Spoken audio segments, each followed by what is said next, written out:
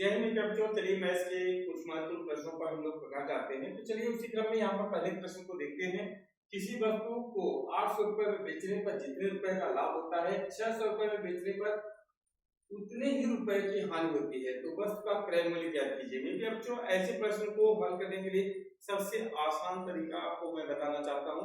यहाँ पर ऐसे क्वेश्चंस को आप एडवांस कर दीजिए कि भैया पहले 800 रुपए में बेचने पर जितने का लाभ होता है, 600 रुपए में बेचने पर उतने की हानि होती है।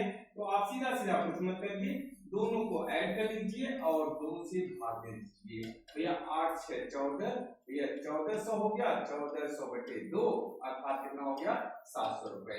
तो उस वक्त का खरीद मूल्य कितना हो गया 700 रुपए। अब आप समझ सकते हैं कि भाई अब 700 रुपए में खरीद कर आप 800 में बेचेंगे तो कितने का फायदा हुआ 100 रुपए का। अब सोचिए 700 रुपए में खरीद करके आप 600 में बेचेंगे, कितने का हानि होगा 100 रुपए का। तो आप देख रहे हैं जितने का लाभ हुआ उतने का हानि भी हो गया। अब चलिए हम लोग इसी में अगले प्रश्न को देख लेते हैं। अगला क्वेश्चन क्या कहता है, क्वेश्चन नंबर 2।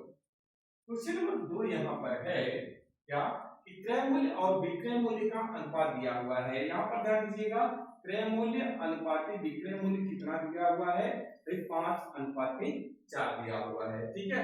अब भैया यहाँ पर ध्यान देना, कॉस्ट प्राइस और सेलिंग प्राइस का अनुपात यहाँ पर दिया हुआ है। अब यहाँ पर कॉस्ट प्राइस कितना है भैया 5 और सेलिंग प्राइस कितना है, तो आप कहेंगे 4। अब भाई 5 में खरीद कर अगर कोई वस्तु आप 4 में बेचेंगे, कॉमन सी बात है आपको क्या होगा लॉस होगा। तो भैया कितने का लॉस हुआ, तो यहाँ पर आपको 1 का लॉस हुआ।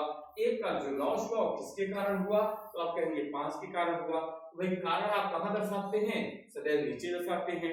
और परसेंटेज में कन्वर्ट करना है तो आप क्या करेंगे मल्टीप्लाई बाय 100। 5 का 5, 5 दूनी 10, तो भैया यहाँ पर कितना आ गया 20% का लॉस हो गया। क्लियर है। आई होप मेरे बच्चों आप लोगों को समझ में आया होगा।